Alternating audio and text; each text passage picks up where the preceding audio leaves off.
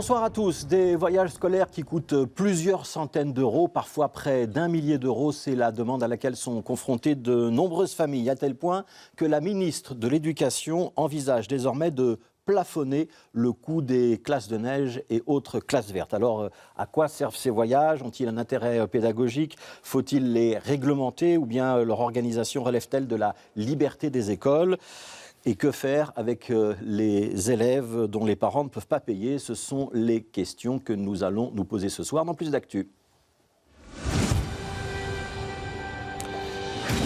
Voilà, et pour essayer de répondre, ou en tout cas en débattre, Delphine Chabert, députée bruxelloise et députée à la Fédération Wallonie-Bruxelles. Vous siégez dans la commission éducation du Parlement de la Fédération. Et Étienne Michel, directeur général du CEGEC, le secrétariat général de l'enseignement catholique. Merci à tous les deux d'être présents sur ce plateau. Plusieurs centaines d'euros régulièrement, 500, 600, 700. On a parlé même parfois de voyages qui pouvaient coûter 1 000 euros pour une classe de neige. C'est normal ou c'est de l'abus, Étienne Michel? En tout cas, c'est comme ça. Je pense que tous ceux qui connaissent un petit peu le secteur savent qu'il est très difficile de partir en sport d'hiver pour une semaine pour moins de 600 euros aujourd'hui. C'est comme ça. Alors, ce coût est-il souhaitable? Ces vacances sont-elles justifiées? Ces classes de neige sont-elles justifiées? C'est un autre sujet. Mais le coût, c'est celui-là. Ouais. Vous avez dit vacances, votre langue a fourché. Oui. Ça a un intérêt pédagogique, ces voyages, ou pas? Je pense bien.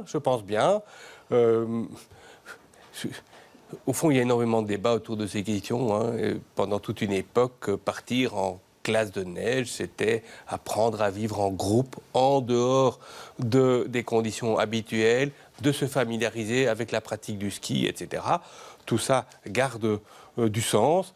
Je dirais, ça garde surtout du sens pour les familles qui n'ont pas l'habitude d'aller skier. Ça fait partie des paradoxes. Il y a une partie, on a connu depuis 20 ans, une démocratisation assez massive de la pratique du ski. Donc il y a un certain nombre de familles qui vont skier très régulièrement. L'intérêt pour ces familles-là d'aller voir leurs enfants participer à des classes de neige est, à mon avis, fondamentalement moins intéressant, moins important que pour les familles les plus défavorisées qui n'ont pas l'occasion d'y aller. Mais c'est aussi pour les familles les plus défavorisées que la question du coût est le plus rédhibitoire. Donc c'est pas facile cette affaire. Alors c'est pas facile. Delphine Chabert, apprendre à skier comme on apprend à nager et plein d'autres choses à l'école, c'est nécessaire ou pas? Je pense que les voyages sont nécessaires puisque ça relève d'un moment important, c'est de l'éducation non formelle, c'est des moments où on permet de faire des activités entre élèves en dehors de l'école, en dehors de sa famille. Ce sont des moments éducatifs et je pense qu'il faut le maintenir dans le cadre d'une scolarité et ça permet aussi à des enfants de familles modestes, ça a été signalé, de pouvoir avoir des activités un peu en dehors de chez eux, en dehors de leur ville où ils résident. Donc tout ça est très bien, très souvent, pas toujours, ça a une dimension pédagogique. Donc je pense que la question ne se pose pas, est-ce qu'il faut les maintenir? Maintenant, le ski, j'aimerais bien en dire deux mots. Est-ce que c'est à l'école d'assumer le rôle d'apprendre à faire du ski à des élèves? Je ne crois pas. En tout cas, je pense qu'il faut aujourd'hui vraiment questionner ce voyage particulièrement. Il faut des voyages. Mais quel voyage? Quel voyage? La classe de neige, moi j'ai des réserves. Je pense qu'on doit avoir un débat. Je me rends bien compte qu'ici en Belgique, cette classe de neige, elle est importante. C'est un peu un enjeu. C'est une tradition ici. Donc je vois bien que le sujet est sensible et que les familles y sont attachées. En même temps, chaque année, on a un grand nombre de familles qui nous disent que c'est extrêmement difficile d'assumer ces coûts. On a dit c'est minimum 600 euros la semaine de ski. Donc voilà, la question du coût est réelle. Et puis je pense aussi qu'on ne peut pas aujourd'hui faire l'impasse sur le débat par rapport aux questions d'environnement. On essaye de sensibiliser nos jeunes au travers des contenus d'apprentissage aux questions environnementales, climatiques, etc. Et quel message on envoie à ces jeunes en les envoyant au ski alors qu'on sait que ce sont des voyages qui sont vraiment qui posent des questions à ce niveau-là et qu'il n'y a plus de neige de moins en moins dans les stations basses et qu'il va falloir monter de plus en plus haut et que ça va donc coûter encore plus cher et que ça va être réservé à une élite. Donc quel message envoie l'école quand elle envoie ses jeunes? Donc une réserve sur les classes de neige, sur leur empreinte carbone, oui. et sur leur nécessité. Je pense qu'il faut avoir un débat. Moins de réserve sur les classes vertes et d'autres voyages plus pédagogiques, on va dire? Moins de réserve à la condition que chaque enfant puisse y aller. L'argent ne peut pas être un frein, c'est inscrit dans la circulaire et donc je pense que la question question du coût se pose. Il y a plusieurs manières de l'aborder. Il y a des questions de solidarité, de caisse sociale dans les écoles, on va faire des kermesses, etc. Je crois que c'est aussi une responsabilité collective de faire en sorte que ces voyages soient accessibles à tous et que l'argent ne soit jamais un frein. On va y revenir, hein, et sur les possibilités d'essayer de faire en sorte que ça ne soit pas un frein. On y vient dans un instant. Je reste quand même un peu sur le choix des voyages, Étienne Michel. C'est à la libre appréciation des écoles. Est-ce qu'on s'assure que tous ces voyages ont réellement une vertu pédagogique? Qu'il n'y a pas parfois l'un ou l'autre voyage qui sont purement des voyages d'agrément? Est-ce qu'il y a des guides? Est-ce qu'il y a des règles? Ou est-ce que c'est vraiment l'école, voire l'enseignant qui décide? Mais en vous entendant sur ce sujet-là tout à l'heure, je me posais la question de savoir, mais qu'est-ce qui est pédagogiquement impératif? Et où se situent les impératifs? C'est dans les socles de compétences ou dans les référentiels de compétences à atteindre. Je fais un tout petit détour par l'apprentissage de la natation. Aujourd'hui, par exemple, dans les compétences terminales, il est prévu qu'il doit être possible d'apprendre aux enfants à nager dans le cadre scolaire. Une telle disposition n'existe pas pour l'apprentissage du ski, vous voyez? Et je constate que l'apprentissage de la natation, c'est déjà très difficile de la régler pour des raisons tout à fait différentes. Donc non, il n'y a pas d'impératif pédagogique de ce type-là. Maintenant, est-ce que ça peut se justifier dans le cadre de la liberté de choix des établissements, de leurs projets éducatifs? Oui, ça peut se justifier, mais je suis aussi d'accord de dire que on doit accepter une certaine régulation de ces déplacements. Et ce sont les écoles qui décident? Ou est-ce qu'il y a un cadre dans lequel vous devez agir? Allez, typiquement, on a l'image d'un beau voyage en fin de cycle, en fin de primaire, par exemple. C'est toujours un petit peu une tradition? En tout cas, je peux vous donner, si on parle des séjours en classe de neige, moi j'ai 2 expériences qui ont attiré mon attention. Tout d'abord, une expérience, dans une école que je ne vais pas citer, qui n'est pas une école catholique, une école primaire où c'était un projet très important, une école plutôt favorisée, mais avec des montants de participation qui dépassaient l'entendement, y compris pour des familles qui n'ont pas de difficultés financières. Quand on parle de 1 000 € pour une dizaine de jours, ça dépasse même ce qui est souhaitable, à mon avis, pour des familles qui ont les moyens. Bon. Par contre, deuxième exemple, une école de notre réseau, dans le Hainaut. Un jour, je vais là et je me rends compte qu'ils attachent une importance incroyable à ce déplacement en 6e primaire. Et pendant toute la scolarité primaire, ils développent une sorte de politique de cagnotage. Donc, ils économisent année par année pour le couronnement de l'année, comment dirais-je, de la scolarité primaire qui est ce déplacement en ski. Bon, voilà. Moi, je ne porte pas de jugement. Je pense que Mme Chabert, que c'est une possibilité, mais que ce n'est certainement pas un impératif. Et il y a aussi aujourd'hui beaucoup de raisons de reconsidérer ces séjours au ski. On a parlé des questions climatiques, etc.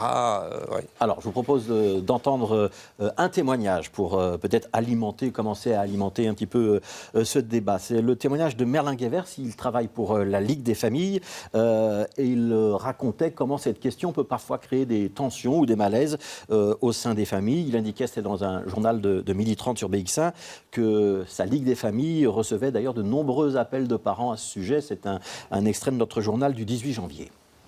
C'est vraiment quelque chose qu'on ressent comme étant une préoccupation importante. Les familles ayant des grandes difficultés à payer nous disent: est-ce que c'est obligatoire, est-ce que c'est facultatif? Alors la réponse est très claire, la ministre l'a confirmé plusieurs fois, c'est facultatif. C'est bien facultatif, reste que pour les familles c'est très compliqué de devoir dire à un enfant: écoute, je ne sais pas payer ton voyage, c'est trop difficile. Et donc malgré le fait que ce soit facultatif, beaucoup d'entre elles se serrent la ceinture. Soit je pars avec mon enfant et les autres enfants de la famille, parce que souvent c'est cette situation-là. Mais alors je ne peux pas offrir la classe, le voyage scolaire à l'enfant, soit j'offre le voyage à l'enfant, mais alors c'est compliqué pour le reste de la famille. Alors, je vais me tourner vers Delphine Chabert. On entend les difficultés de la Ligue des familles, un organisme pour lequel vous avez travaillé autrefois. On peut imaginer des mécanismes correcteurs. Étienne Michel disait tout à l'heure, il y a le cagnotage, donc économiser d'une année sur l'autre. Est-ce qu'on peut avoir des caisses sociales, des associations de parents, un système d'aide qui permettent aux parents les plus en difficulté de, malgré tout, avoir des enfants qui participent à ces voyages? Ou on ferait fausse route avec ça? En tout cas, c'est la situation actuelle et c'est vrai, comme le disait Merlin Guevers de la Ligue des familles, c'est entièrement juste. Il y a énormément de familles qui sont en difficulté. Donc les écoles essayent d'accompagner ça. caisse sociale. Moi, en ce moment, je vends des gaufres pour mon fils puisqu'on doit payer, voilà, et les bénéfices iront à la caisse de là pour aider les parents à payer pour ceux qui ne peuvent pas et à faire baisser les coûts. Tout ça, c'est très bien. Mais c'est rustine et c'est solidarité. Et je pense que on parle du droit à l'éducation, on parle de choses importantes. Et donc, ça ne va pas. Je pense que c'est la responsabilité collective de faire en sorte que chaque enfant ne soit pas freiné dans son éducation par rapport à des questions financières. Et donc, se pose la question de la régulation. Alors oui, il faut réguler, vraiment. La question, c'est jusqu'où on régule. Est-ce que ça veut dire qu'il faut un plafond ? Alors, c'est une possibilité, c'est inscrit dans l'accord de gouvernement et le gouvernement y travaille. Un plafonnement des voyages, notamment pour ceux, parce qu'il y a déjà des voyages en maternelle et pour les primaires. Alors attention, ça a l'air simple, mais ça n'est pas simple, puisqu'il ne faut pas freiner non plus la liberté pédagogique des établissements. Monsieur Michel en parlait, c'est à chaque établissement d'estimer ce qui rentre dans un cadre pédagogique, etc.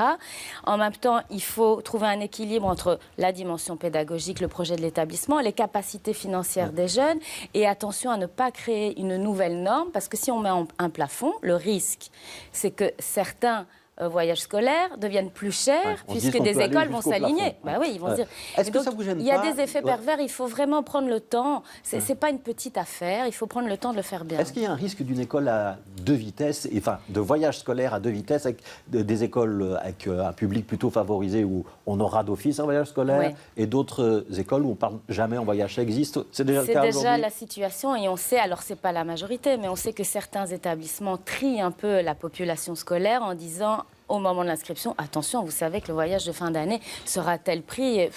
Et donc, certains établissements font ça, c'est la minorité et ça doit cesser.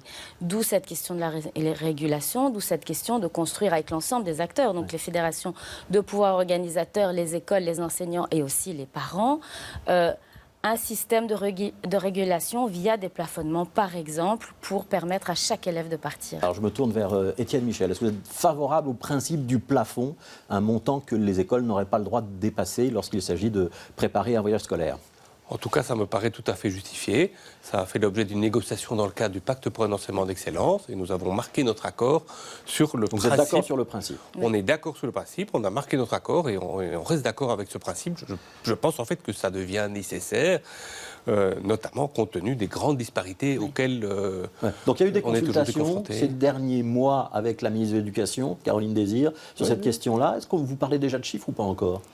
Mais la question du chiffre est la plus difficile à établir. Je vais vous aider un petit peu. J'ai lu qu'un syndicat d'enseignants proposait un plafond de 350 € pour les voyages en primaire et 550 € en secondaire. Est-ce que c'est un chiffre réaliste ou je vois déjà faire un petit peu l'amour ? Moi, je ne refuse rien a priori, mais il faut savoir que si on met une contrainte à 300 €, ben là, le type de voyages qui seront possibles va être très différent demain qu'hier et qu'aujourd'hui, et que les réactions ne viendront pas nécessairement de là où on croit qu'elles pourraient venir. Ça veut dire ? Je l'ai déjà expliqué tout à l'heure.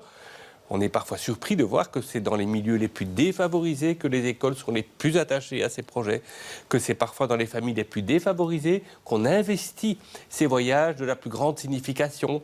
Et c'est assez logique au fond quand on y pense. Hein. Les familles qui ont davantage de moyens mais circulent régulièrement. On aura d'autres voyages dans sa vie. On aura d'autres voyages dans sa vie. Il faut se rendre compte qu'il y a aujourd'hui des familles qui vont 2 fois en sport d'hiver par an. Donc, aller ajouter des sports d'hiver dans le cadre de la classe, ça ne représente rien pour ces familles-là. Ouais. Donc, c'est pas facile, ce truc. Delphine Chabert, Bruxelles, je rappelle, il y a quand même 4 enfants sur 10 qui vivent dans une famille qui est sous le seuil de pauvreté.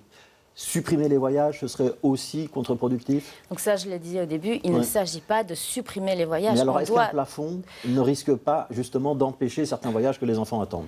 Donc, on ne veut pas supprimer personne, hein, ni les pouvoirs organisateurs, M. Michel l'a dit, ni la ministre, ni le gouvernement ne veut supprimer les voyages scolaires. Ça fait partie du parcours éducatif d'un élève à l'école. Et en effet, c'est important, notamment pour les enfants issus de familles modestes qui ne partiraient nulle part ailleurs sans l'école. Donc il faut les maintenir. Maintenant, il faut réfléchir à la dimension pédagogique. Pas forcément besoin d'aller très très loin pour que les jeunes, les enfants, passent un super bon moment avec leurs camarades, avec leur école, avec leurs enseignants qui voient dans un autre contexte, ils vont faire des activités nature, ou etc. Pas besoin d'aller loin. Donc il faut maintenir. Je pense qu'il faut plafonner, mais attention, il faut être prudent. Les chiffres que vous avez cités, ça dépend. Est-ce que c'est par année? Est-ce que c'est sur un cycle? Est-ce qu'il y a la possibilité de reporter un montant qui n'aurait pas été consommé? Toutes ces questions sont vraiment importantes. On ne veut pas freiner l'activité pédagogique via des activités en dehors de l'école. Par contre, on veut absolument garantir l'accès de chaque élève, de chaque enfant à ces activités. Et on cherche l'équilibre. Est-ce qu'on peut trouver... Il y a le système des cagnottes, vous l'avez expliqué tout à l'heure, oui. Au niveau des classes. Oui. Est-ce qu'on doit imaginer un système plus global, peut-être au niveau d'un réseau, peut-être au niveau de la Fédération Wallonie-Bruxelles? C'est envisageable ou pas? On sait que la Fédération Wallonie-Bruxelles, elle n'est pas très argentée. Hein. Voilà, mais donc le travail est sur la table. Il faut faire cette réflexion sur les plafonds. Il faut aussi, ce sont des pistes, est-ce qu'on ferait un fonds pour les familles qui sont en difficulté? Le problème de fond, M. Grosfilet, c'est la non-gratuité de l'école. C'est ça le problème de fond. Dans une société, vous l'avez dit, où notamment à Bruxelles, 4 enfants sur 10 à Bruxelles sont sous le seuil de pauvreté. Donc on doit travailler, on n'a jamais autant travaillé. Théoriquement, sur les premières années du primaire, on est sur le principe d'une école complètement gratuite. Ça veut dire que maternelle, tout à fait. Ça veut dire que sur les premières années du primaire, il n'y aura plus de voyage?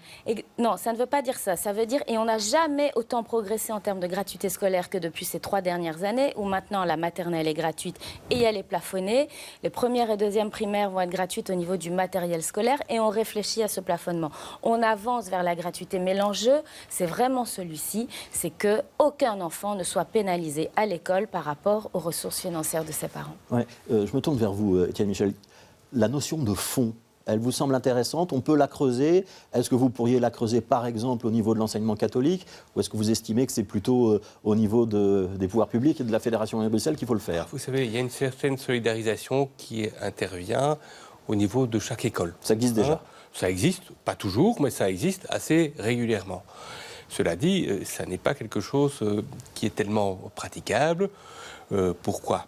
Il y a un élément qu'on doit ajouter dans ce débat. Aujourd'hui, il y a un taux qui est fixé, un taux de participation qui doit être atteint pour pouvoir organiser un voyage. Donc 90%. Il faut que 90% des élèves participent au voyage pour que le voyage puisse avoir lieu. Ça veut dire que si vous avez 5 ou 6 élèves dans une classe qui ne peuvent pas y aller, le voyage n'a pas lieu. Voilà, donc il y a une sorte de, si j'ose dire, entre guillemets, de pression implicite sur ceux qui ne peuvent pas y aller. Cette pression implicite existe puisque ce sont ces élèves-là qui risquent d'empêcher la tenue du voyage. Bon. Alors, à l'échelle locale, ce n'est pas très facile d'organiser des fonds parce qu'on est toujours dans une logique où on risque de savoir qui bénéficie de la solidarité, etc. La discrétion n'est pas toujours garantie. La discrétion n'est pas toujours absolue, enfin, elle n'est pas facile à garantir, et ça n'est pas l'idéal dans un modèle de solidarité. Non. Cela dit, je pense qu'il faut aussi avoir le courage de dire les choses très simplement. La situation financière de la communauté française ne permet pas d'imaginer de faire entrer dans le périmètre de la gratuité des voyages scolaires à n'importe quel prix. C'est aussi simple que ça. Est-ce que c'est un élément de la concurrence qui existe toujours, on le sait, entre écoles, de pouvoir se dire, tiens, dans cette école-là, mon enfant va avoir un beau voyage, si je suis plutôt dans l'école d'à côté, là, il risque de ne pas y avoir de voyage. Ça peut exister, je crois que c'est assez limité quantitativement. Moi, j'ai des souvenirs personnels où j'étais dans une école où on n'allait pas en sport d'hiver, ni en primaire, ni en humanité, et c'était pourtant une école en général appréciée. Donc ça n'est pas pour ça... Ce n'est pas un phénomène massif, c'est ça que j'essaye de dire. Mais ça peut exister, et parfois pour des logiques de concurrence, mais parfois aussi pour des logiques de projets éducatifs, de projets pédagogiques. Voilà. Oui, il y a des stratégies. Oui. Il y a des stratégies. Il y a des stratégies des deux côtés. Il y a des stratégies de la part de certains établissements, je le disais, et ça c'est tout à fait condamnable, et je pense qu'il faut avoir la plus grande sévérité par rapport à ça pour trier les familles qui vont venir dans son établissement. Il y a aussi les stratégies de la part de certaines familles qui, en effet, en font un élément attractif ou justement un élément empêchant. Et tout ça alimente la concurrence entre les établissements et les réseaux qui n'est bonne pour personne, je crois. Alors, je vous cite une phrase de Caroline Désir, la ministre de l'Éducation. Tout le monde est d'accord pour dire qu'il faut une régulation, mais les positions sont contrastées et ce sera une équation complexe. Est-ce que ça veut dire que c'est perdu d'avance, Delphine Chabert? Non, je le disais, le travail est en cours. On en parlait en commission mardi dernier. Il y a eu plusieurs questions. La ministre a répondu. En effet, c'est une des phrases. On a vraiment entendu que le travail est en cours. Alors, je ne sais pas, ni elle, enfin je ne sais pas ce qu'elle sait en tout cas. Moi, je ne sais pas si ça aboutira, mais je sais que le travail est en cours avec les fédérations. Dans les prochaines semaines. Elle a conclu sa réponse à nos questions, la ministre, en disant « Je déposerai quelque chose sur la table du gouvernement », mais elle prend le temps de faire ce travail de la manière la plus soigneuse possible. Et je pense que c'est indispensable parce qu'on l'a dit, on est tous d'accord là-dessus, c'est quand même assez sensible. Et on ne veut pas d'effet pervers sur un affaiblissement des activités pédagogiques de qualité. On ne veut pas d'effet pervers où les coûts vont monter et en même temps, voilà, il faut trouver cet équilibre. Donc, on prendra le temps et je sais qu'ils prendront le temps. On fera un suivi, nous, en tout cas, au Parlement et on verra si ça aboutit. Étienne Michel, vous avez peut-être plus d'informations que Delphine Chabert. Vous avez vu Caroline Désir récemment sur cette question-là ou pas? Pas spécifiquement sur cette question-là, mais comment dire, vous attendez-vous à une décision du gouvernement dans les prochaines semaines ou prochains mois ou ça vous semble compliqué? Je sais que ça ne sera pas facile et que si la ministre doit définir un montant, ce montant risque d'être contesté par les uns ou par les autres. Par vous, notamment? Je pense que je ne serai pas le premier à contester une décision qui serait prise parce que je peux comprendre beaucoup de choses dans ce domaine-là. Mais, je vous le dis, il y a des sensibilités, elles se sont bien exprimées, on les connaît. Moi, je comprends beaucoup de logique, mais toutes ces logiques ont leurs contradictions. Bon. Il y a une chose qu'on peut peut-être rajouter aussi, c'est qu'il y a des écoles qui font le choix de sortir du cadre scolaire. Donc, il y a un certain nombre d'écoles qui organisent des voyages à caractère pédagogique, mais pendant les temps de vacances. Oui. Alors, je ne dis pas que c'est la formule miracle, je dis que ça se fait et que ça permet au moins de se dégager de la logique qui consiste à imposer le voyage à tout le monde. Mais est-ce que c'est pas pire? Parce que pour les élèves qui restent à la maison, est-ce que c'est pas encore plus douloureux? Écoutez, je n'en sais rien. Je peux vous dire, on n'est pas là pour parler de soi, mais dans l'expérience que j'ai eue avec mes enfants, ça se passait comme ça. Il y avait des propositions de voyage pendant les vacances de Pâques, et pour des raisons que je n'ai moi-même pas complètement comprises, certains de mes enfants ont décidé de participer à ces voyages et d'autres pas. Ouais. Mais ça n'avait rien à voir avec des problèmes financiers des uns et des autres. Moi, j'ai les plus grandes réserves. Donc, je pense qu'il faut vraiment prendre le temps de réfléchir, de poser tout ça. J'ai toute confiance dans la ministre, dans le travail qu'elle mène, parce qu'on sait que c'est une ministre qui consulte énormément et que les décisions ne se prennent pas comme ça.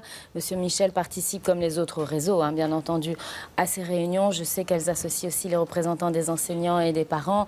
Voilà. Donc, il faut consulter, envisager tout. Cette piste-là, en tout cas, j'ai des réserves, mais il faudrait peut-être que j'y réfléchisse davantage. Oui, parce que si on régule de manière... De nouveau, je ne prends pas une position ici, je dis, si on régule de manière très contraignante les voyages qui peuvent être organisés dans le cadre scolaire, il ne faudra pas être trop surpris que des écoles prennent des initiatives en dehors du cadre scolaire. Oui, mais alors là, il ne faudra pas être trop surpris qu'on réagisse aussi, parce que comme le suggérait M. Grosfilet, est-ce que ça ne va pas être pire en termes d'inégalité? Le problème de notre enseignement, il faut quand même le dire, c'est que les inégalités scolaires correspondent à des inégalités sociales et on ne peut pas, que ce soit via les voyages ou autre chose, se permettre d'accentuer ces inégalités. Ça n'est pas possible. Une dernière question. Je vous suis, mais ça veut bien dire qu'il faut essayer de tenir compte de l'ensemble des paramètres et que ce n'est pas si simple. Une dernière question, Étienne Michel. On sait que ces voyages, ils sont planifiés parfois un an, parfois même plus à l'avance. Ça veut dire que, imaginons qu'on arrive à une proposition qui est un consensus, qui n'a pas l'air d'être simple à atteindre, qui se dégage. Ce qu'on discute maintenant, ça ne va de toute façon pas s'appliquer avant l'année scolaire 2024-2025 ? C'est vraisemblable. C'est vraisemblable, oui. Donc on ne changera rien sur la politique des voyages l'année scolaire qui vient. On va conclure comme ça ? En tout cas, ce serait une énorme surprise qu'il y ait une décision prise qui s'appliquerait à partir du mois de septembre prochain. Mais je ne veux rien exclure et la décision ne me revient pas. Oui, ça veut dire que ça peut revenir pendant la prochaine législature, ce débat, Delphine Chabert ? Ça, je ne sais pas, c'est possible. En tout cas, ce que je sais, c'est qu'on progresse vers la gratuité. Je le disais, des grosses étapes sont franchies. Ça, ce sera une prochaine étape parce que ce sera sous cette législature ou la prochaine. Il y a des gros dossiers qui doivent arriver, des gros changements structurels dans l'école à la prochaine rentrée. Voilà, le cabinet, le gouvernement pourra mener tout ça de front avec les capacités des acteurs. Donc, je pense aux enseignants, aux directions, aux parents, d'encaisser toutes ces évolutions positives, mais qui impliquent des changements. Je ne sais pas. Merci beaucoup Delphine Chabert, donc députée au Parlement bruxellois, au Parlement de la Fédération Wallonie-Bruxelles. Étienne Michel, directeur général du CEGEC, le secrétariat général de l'école catholique. Demain, on parlera de complètement autre chose. On parlera du pont marchand à Anderlecht. Faut-il le rendre à la circulation automobile ou doit-on en faire une passerelle pour les piétons, éventuellement pour les cyclistes aussi? On en discutera avec Juan Benjumea Moreno et Lofti Mostefa. Rendez-vous donc demain à partir de 17h et puis demain matin, notre matinale Bonjour Bruxelles à partir de 7h25. On recevra notamment la bourgmestre de Molenbeek, Catherine Moreau. Continuez à bien vous informer et à demain.